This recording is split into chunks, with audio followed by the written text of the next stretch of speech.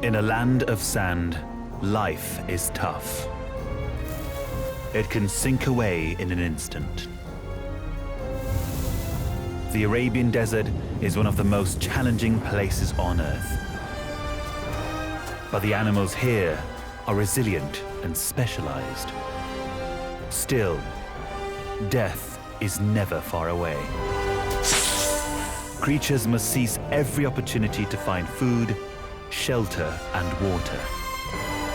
Adaptability is the key to life and death in the dunes.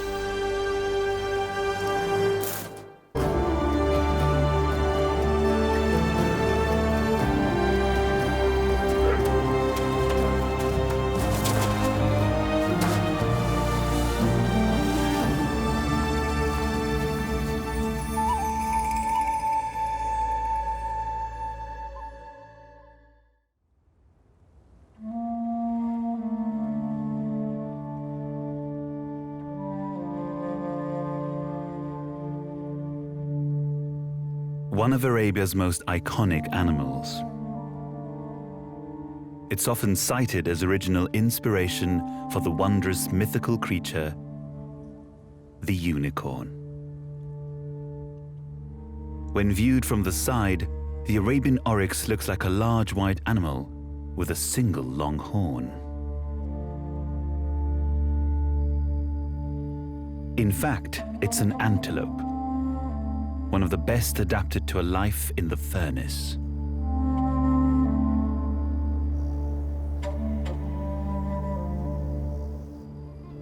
The dominant oryx bull starts his day looking over his herd. As the sun rises, the group will adapt their behavior to cope with the changing conditions it brings.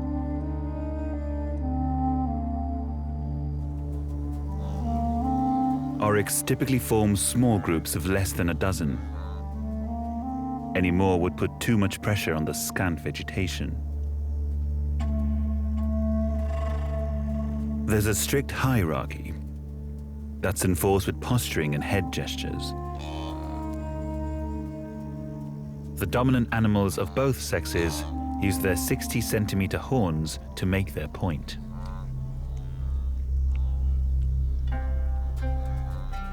Only the dominant male breeds. This herd bull spends most of his time patrolling. He monitors the females for hormonal changes that signal they are ready to breed.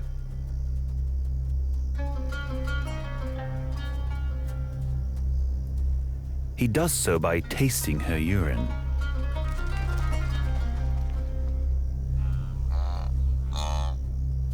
He curls his lip, a strange grimace known as flamen, to pull the scent to what's called the Jacobson's organ on the roof of his mouth. With this, he can sense her hormone levels and determine when she'll be ready to mate. She doesn't seem to be ready just yet.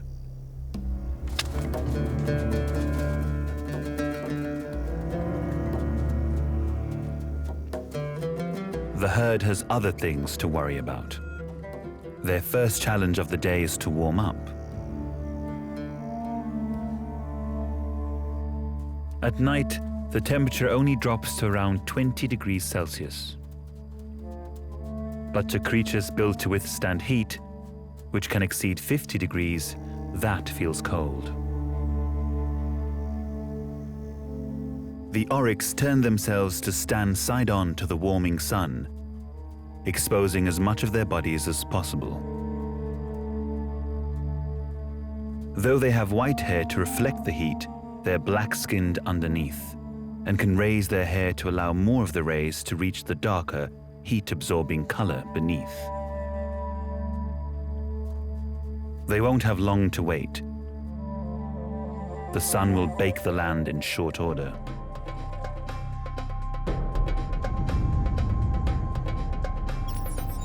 The Arabian Peninsula is the largest peninsula on Earth, over 3 million square kilometers. It's dominated by an array of deadly landscapes. Vast sand dunes roll into dry gravel plains, fringed by desolate rocky hills.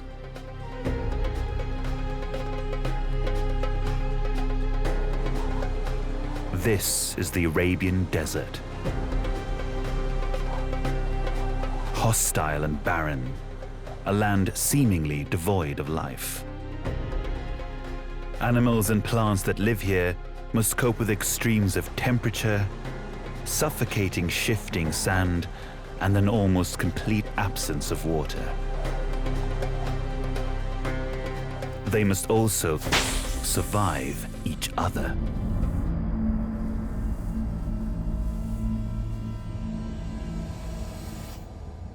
Arabia was once part of Africa and covered in lush green plains. 35 million years ago, there was no Red Sea, so animals could freely move back and forth. 10,000 years ago, at the end of the Ice Age, sea levels rose and flooded what is now the Red Sea. Animals were stranded on the Arabian Peninsula, and as the climate changed, the plains dried out. The options were simple: adapt or die. The survivors are now masters of the desert. But even for these hardiest of creatures, life is a constant struggle.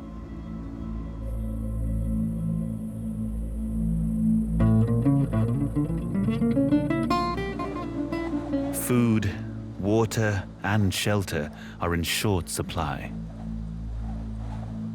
especially as the desert turns up the heat. It's only 7 a.m., but the mercury is already in the high 20s. For animals the size of an oryx to survive, they must keep constantly on the move, seeking out every possible opportunity to eat. They'll make a non-stop journey of 120 kilometers or more to get to fresh grazing. There are several youngsters in the group, all sired by the herd bull. Being smaller and more vulnerable doesn't win the calves any favors. They still have to give way to higher-ranking individuals. Now between 2 and 3 months old, they still suckle from their mothers. The young are browner in color than the adults, a useful trait giving them some degree of camouflage against the sand. Other calves in the group are 5 months old. Their brown coats are already fading. They weaned nearly a month ago and scrape a living from whatever desert vegetation they can find.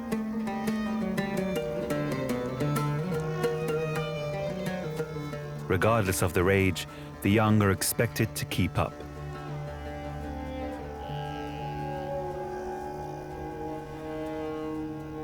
The herd's home range can be 2,500 square kilometers. They never stay in one area for more than a few months to avoid overgrazing. But moving can bring new challenges.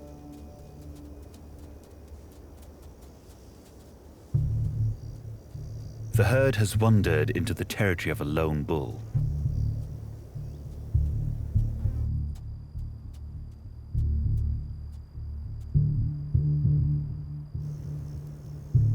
Until they can secure a herd, bulls lead a solitary existence, guarding their turf and waiting for available females to pass through.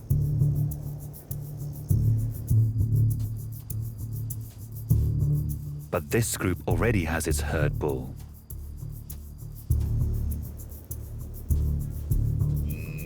For many animals, this would be a certain fight, and their horns are potentially lethal. But for these desert dwellers, there's a far greater threat: the heat. A fight would waste valuable energy, but the lone bull wants the herd. It may be worth a challenge. Posturing They size each other up.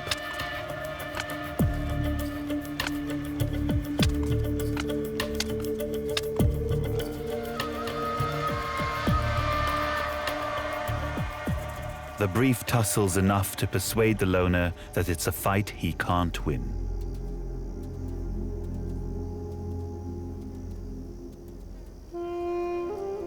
He lets the herd pass through his territory unhindered.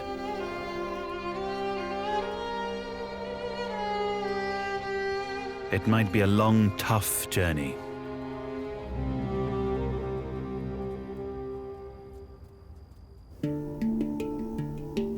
One of the biggest challenges here is the terrain. Sand. This shifting, gritty, irritating topography has shaped one of the desert's most extreme specialists. The sandfish.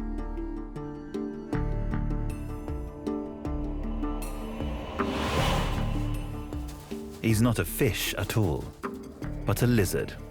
A type of skink. Like all reptiles, he's cold-blooded and starts his day basking in the sun to warm up.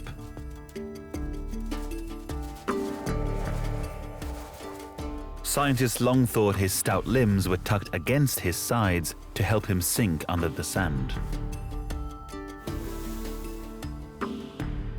Recent studies have revealed that they rotate back and forth using the front crawl stroke. He can literally swim through the sand. What's sleek and streamlined beneath the sand looks a lot clumsier on the surface. His short legs give him a distinctive waddle.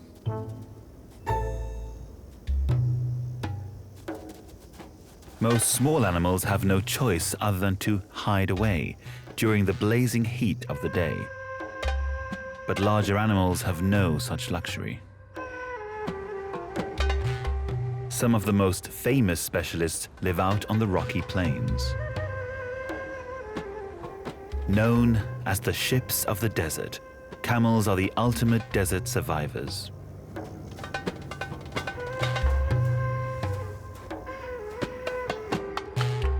Dromedaries, or one-humped camels, aren't truly wild. They're a domesticated species that now roams free. Fossil evidence suggests that they were domesticated here 4,000 years ago. By 2,000 years ago, their wild ancestors were extinct. Nonetheless, they still have their predecessors' remarkable adaptations that enable them to survive this fierce desert.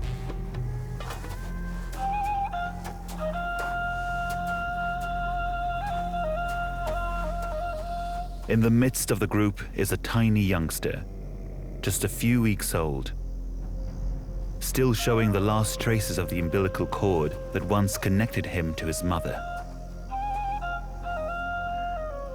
Older cousins gather around him. There's no real hierarchy in camel society. Outside the breeding season, females and males live in separate groups.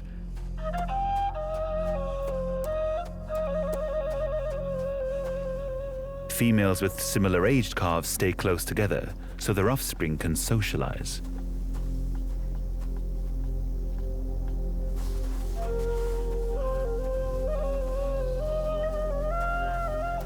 The young are kept in a creche in the middle of the herd for protection. Despite the care, the young male's future is far from assured. With danger from predators, disease, and above all the heat and lack of water, 30% of young camels won't reach their third birthdays. To survive the dangers of the desert, this little guy's on a steep learning curve.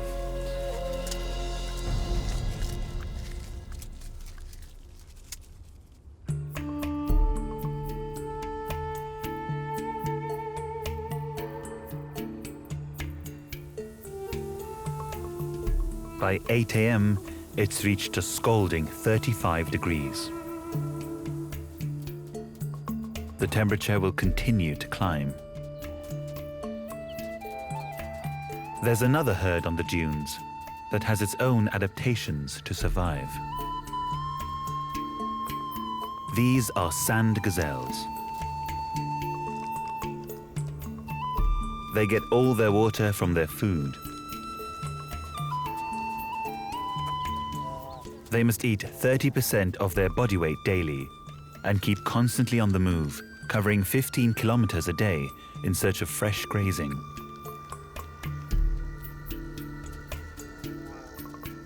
Even their extreme physiology doesn't guarantee their success.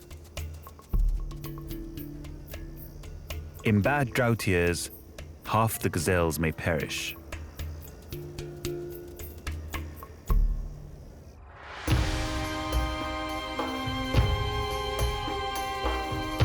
The oryx are also experts in conserving water. Their breakfast consists of little more than dry grasses, but there'll be enough moisture in the plants to keep them alive. Their extremely efficient kidneys make sure no water is wasted. They produce ultra-concentrated urine and dry droppings. As humans get hot, we sweat to maintain a constant internal temperature. No matter how hot it gets, oryx won't sweat. They cannot afford to lose the water. Instead, they will allow their internal body temperature to rise to around 39 degrees, while still keeping their brain cool. The excess body heat will dissipate during the cooler night.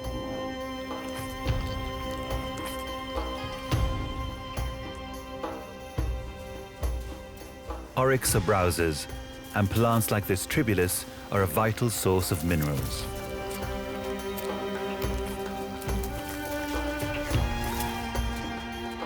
Vegetation is sparse, especially here, where there's little but loose sand.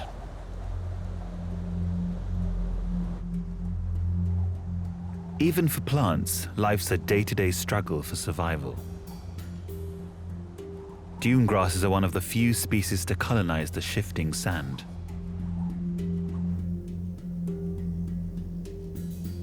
Their long roots search a large area for water and ensure they catch as much moisture as possible on the rare occasions that it rains.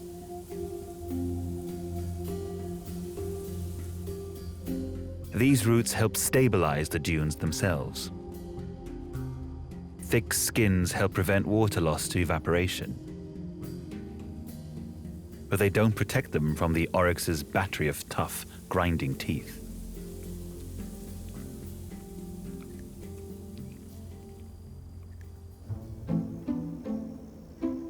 Another challenge for life out in the desert is the lack of cover for hiding. But there are some stealthy specialists. Lying motionless, with her sandy, mottled coat, the sand cat's easy to miss. She looks like a house cat, but is much more reclusive and nocturnal. Seeing one out in the open, especially by day, is extremely rare.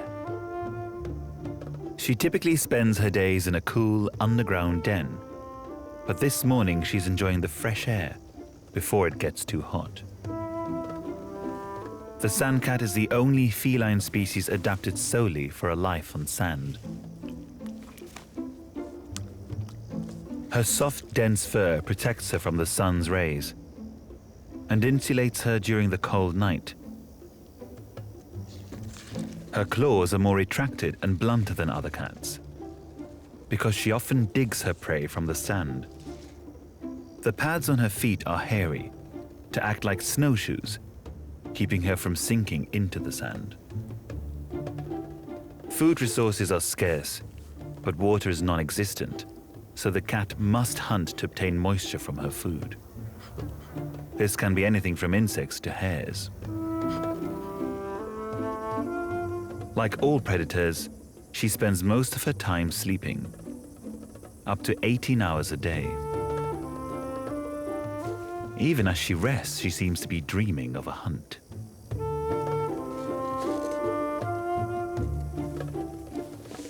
It doesn't take much to wake her.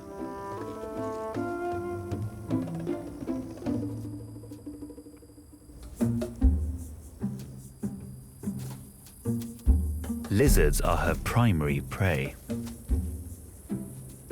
Thanks to her hairy feet, she barely leaves footprints and can tiptoe in silence.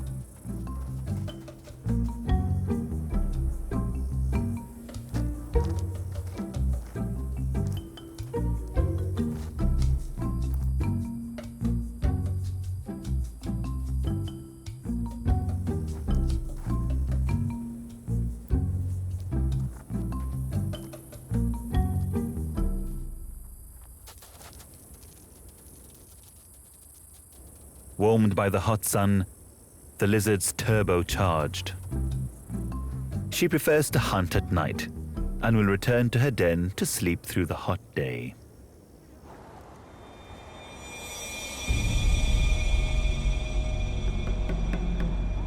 The air temperature reaches a peak of 50 degrees in the early afternoon.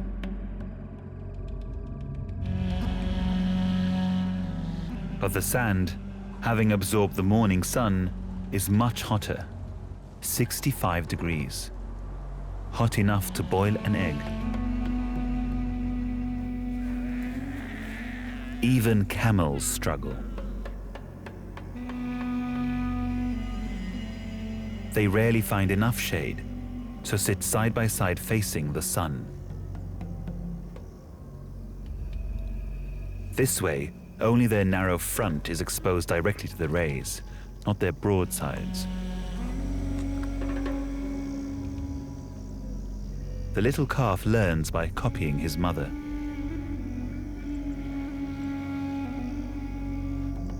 To protect their bodies from the scalding heat of the sand, they have thick calluses on their chests, knees, and wrists.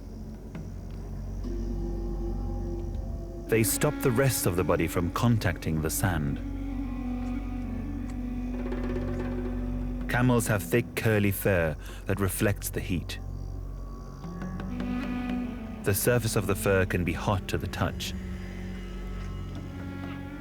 but the covering's so efficient that the skin remains much cooler.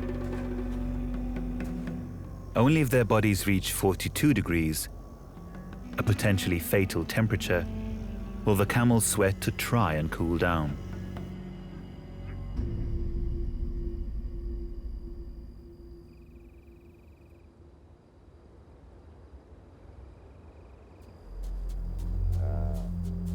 The oryx have a different technique to beat the heat. Northerly winds are fairly constant here and build during the afternoon. The oryx climb the dunes, exposing themselves to the breeze. The wind's hot, but it's better than nothing. Now their white coats act as reflectors, bouncing back rather than absorbing the sun. They have broad feet to spread their weight, making it easier to walk on the dunes. The hooves also make good shovels, and the antelope can dig to expose a cooler bed of sand, the ideal place to sit. The air they breathe in cools their blood as it travels to their brains, preventing tissue damage from the heat.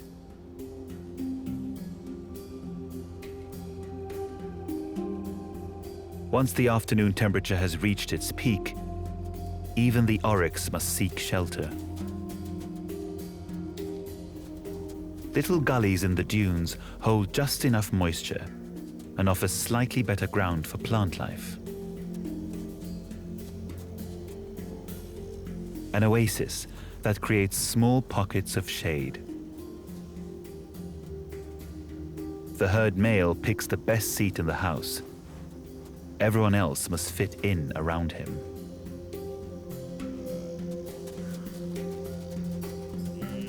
the calves must still follow herd protocol.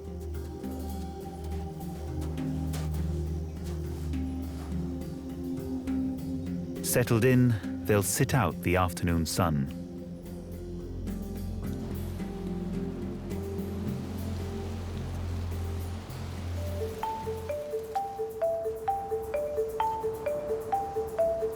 The dunes of the desert have a life of their own.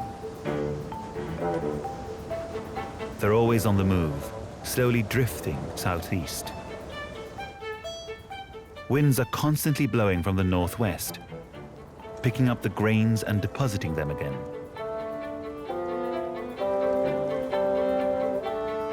The ripples follow the direction of these prevailing winds. At their biggest, the dunes can be 100 kilometers long and 3 kilometers wide. The dunes are supported by gravel beds, pebbles that are too big for the wind to shift. The stones were washed out from the surrounding mountains during the Ice Age, when the climate was a lot wetter. The rivers that deposited them have long since dried up. Now sand flows in their place.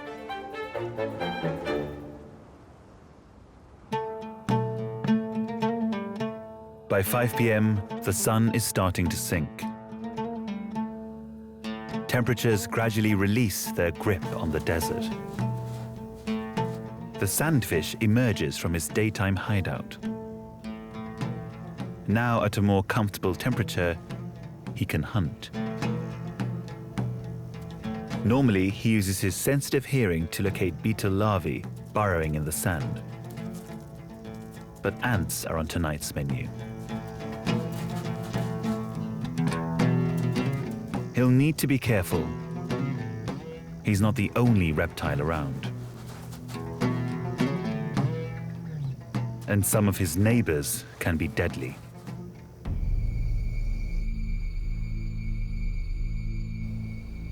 Diagonal tracks, a clue that another predator is nearby. A horned viper moves over the dunes with his body raised, so that only 2 points are ever in contact with the hot sand. The raised dunes give him a chance to absorb the last few rays of sun, to ready himself for the kill.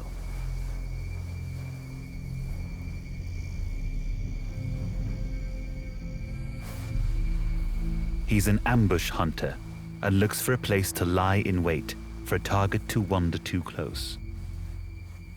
Lizards, birds, and small mammals are his preferred prey. Now in a prime position, he waits for the cover of darkness.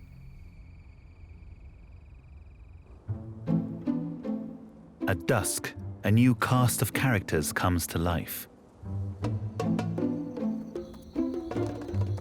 The Rappel's fox sleeps in a den to escape the heat of day. But now, as it cools off, he's also ready to hunt.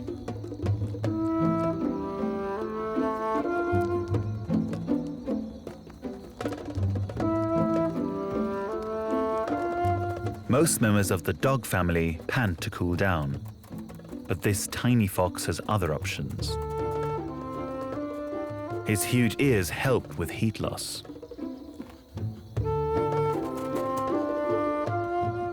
He loses 55% less water than other mammals of the same size.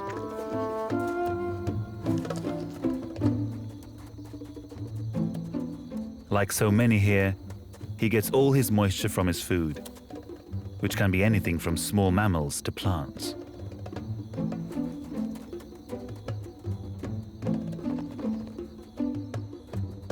He tiptoes quietly, thanks to long hair covering the pads of his feet. Though it helps him make a quiet approach, their most important role is protecting his pads from the burning sand. Like a bloodhound, he follows his nose.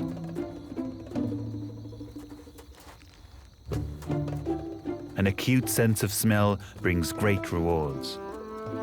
A dead bird is a lucky find.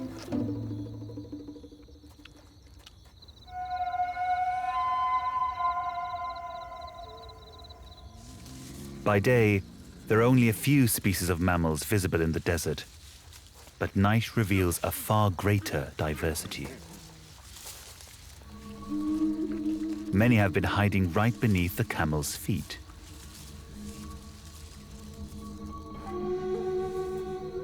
There are 80 species of mammal in Saudi Arabia. Most are rodents. For tiny mammals like this gerbil, the open is a dangerous place.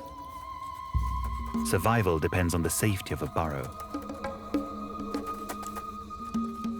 He forages for seeds and grasses, and even the occasional insect. Coming out at night means the gerbil can avoid the sun. But deadly predators roam in the dark.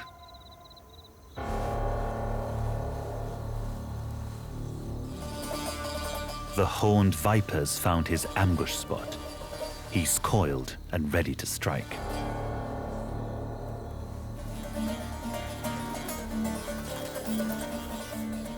He can detect the vibrations of the approaching prey, feeling its movements as he lines up his attack.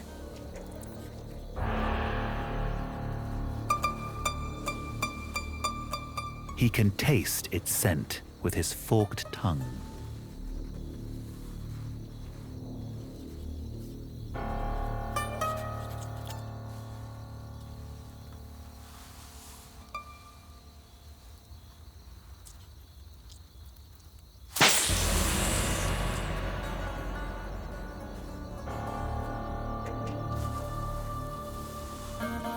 After injecting his lethal venom, the viper retreats.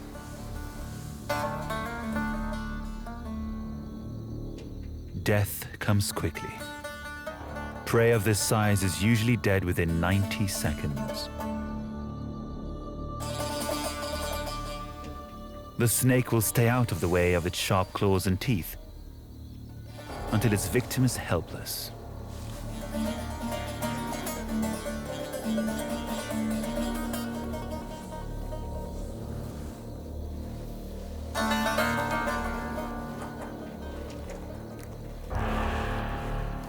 The bones of its lower jaw don't actually dislocate. They aren't fused together at all. The point where they meet at the front and where they connect with the skull at the back is supported by stretchy ligaments.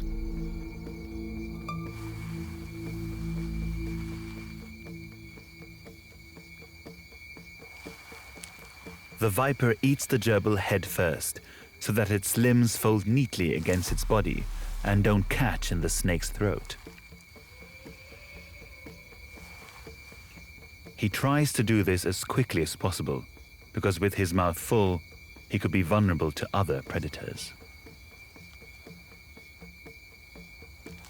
It might take half an hour to swallow the gerbil, and several days to digest it.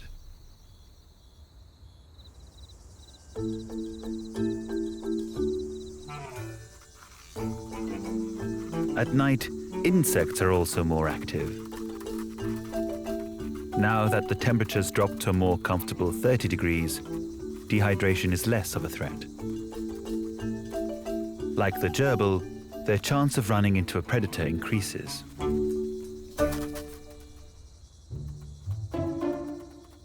A Ruppel's fox uses its keen hearing and sense of smell to locate a meal.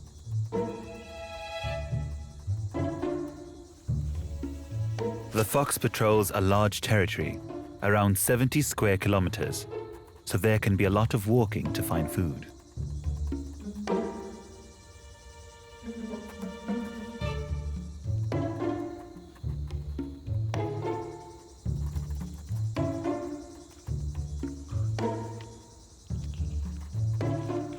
But persistence pays off.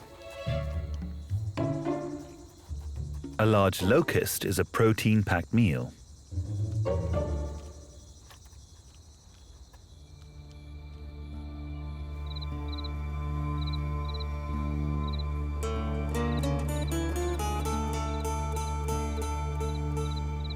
By 6 a.m., light begins its return to the dunes.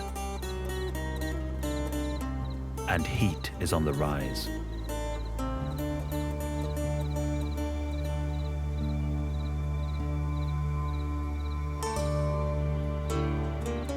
As usual, there's a changeover in the animal community.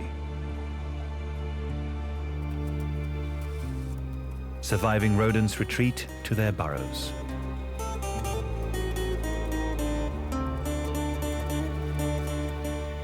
The day shift begins once more.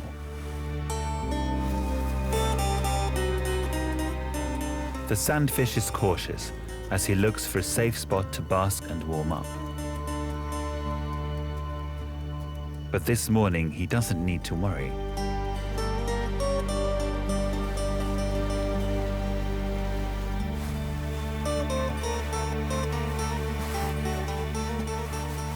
After its huge meal, the horned viper is resting and realigning its jaws. He needs to sit in a safe spot and digest his prey.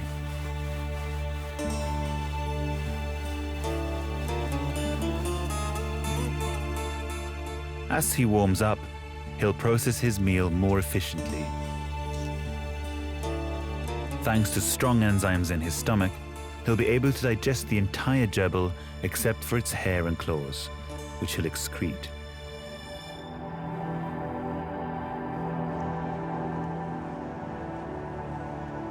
As the sun climbs towards the middle of the day, the weather conditions slowly change. Warm winds are constantly shifting the desert sands, molding and moving the dunes. During the summer afternoons, areas of high pressure intensify the breeze. The ingredients for the perfect storm. The bank of cloud is a sign of trouble. The high pressure stirs the winds, getting more of the fine particles airborne. A common but deadly threat arises: a sandstorm.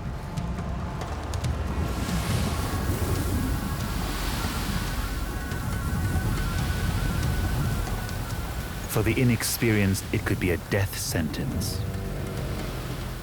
It would be easy to get lost in the darkness, blinded by the sharp particles, or suffocated as sand fills the lungs.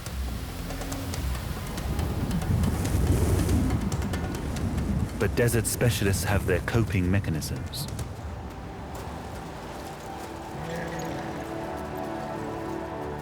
Camels can squint into the storm thanks to large bushy eyebrows and long lashes that protect their eyes. They can close their nostrils to prevent inhaling sand.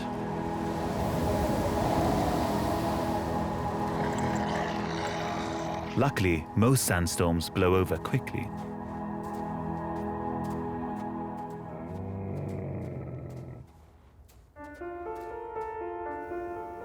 Sometimes the desert's far less forgiving.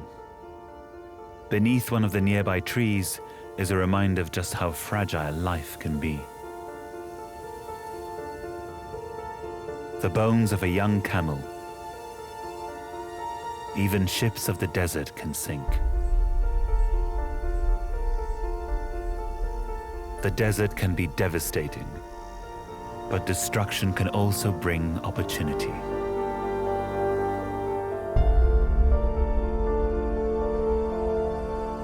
The storms brought down an acacia. The crumbly, sandy soil wasn't enough to anchor the tree. Even for plants, death is ever present.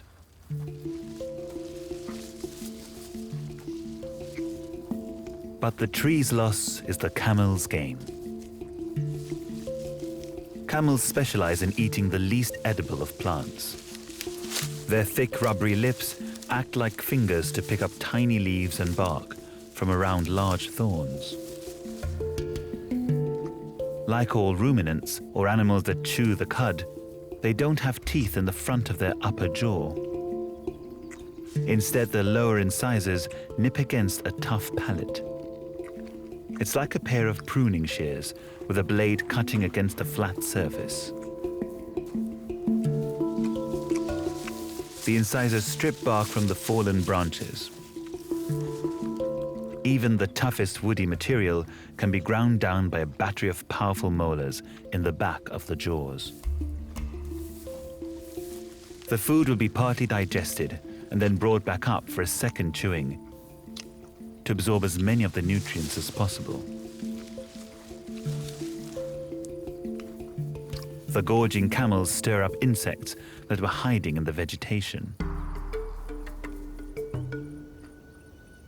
Among them, a master of disguise.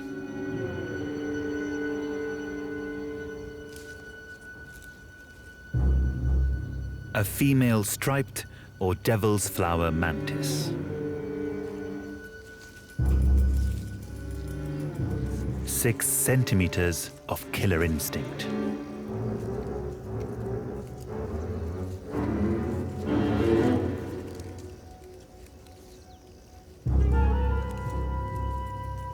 She's a stealth predator. She creeps forward, rocking her body back and forth as though blown by a breeze, adding realism to her leafy disguise. The name praying mantis comes from the folded arms, which seem to be held up in prayer.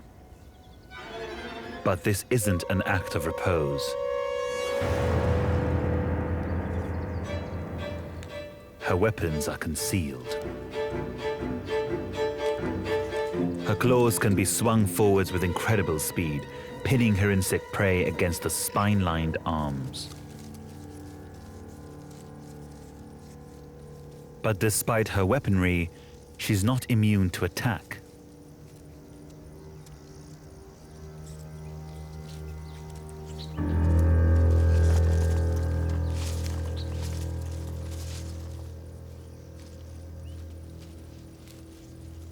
For a predatory bird, like the sharp-beaked shrike, the mantis could become a meal.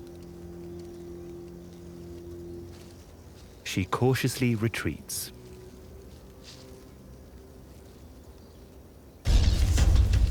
But these avian hunters are also hunted.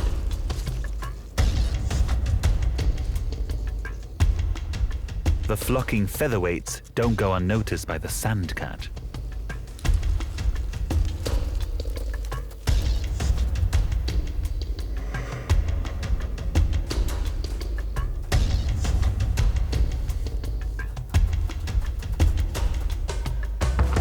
With so many pairs of eyes watching, it's hard to sneak up.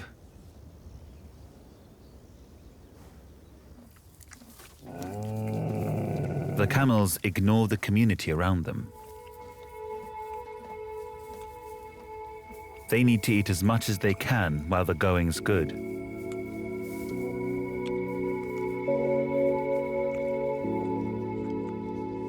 The hump of a camel stores fat. When food's abundant, its body produces the fat and strong fibrous connective tissue to hold it in place. Most animals store fat on their bodies, but fat's an insulator and would cause a desert animal to overheat. By storing it in the hump, it doesn't interfere with the camel's ability to stay cool.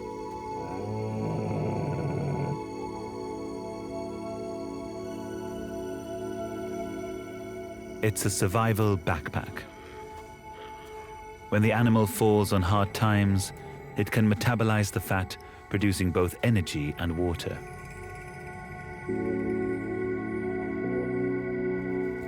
The young camel barely has a hump at all.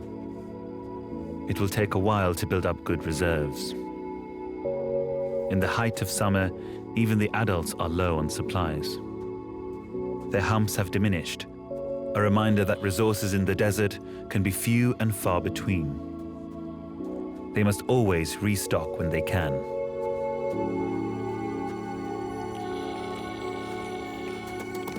While the adults feed, the young play. They are necking and nipping.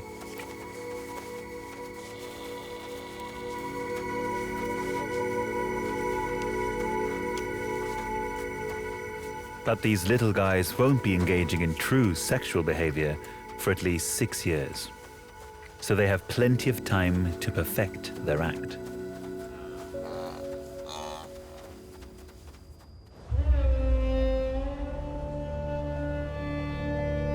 The oryx have been trekking all day, as the temperature's risen around them.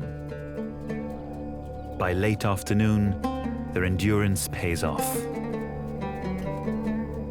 The storms brought with them light rains, something oryx are capable of detecting from as much as 80 kilometers away. The water's long gone. It's evaporated or drained through the sand, but the plants have trapped some. Moisture-rich vegetation is worth traveling for. The Arabian oryx was once hunted to the brink of extinction. It was only captive breeding and release that saved the species. Today, a mere 1,000 roam wild in the desert. Though their numbers have stabilized, they're still considered vulnerable. Even with protection from hunting, their survival hangs in the balance. They're at the mercy of the environment and must trudge every day to eke out their living. Not all of them will make it. The harsh environment claims around 40% of the calves before they reach maturity. So far, this herd's doing well. The fresh vegetation is a welcome feast. Even the youngest calf is having his first nibble.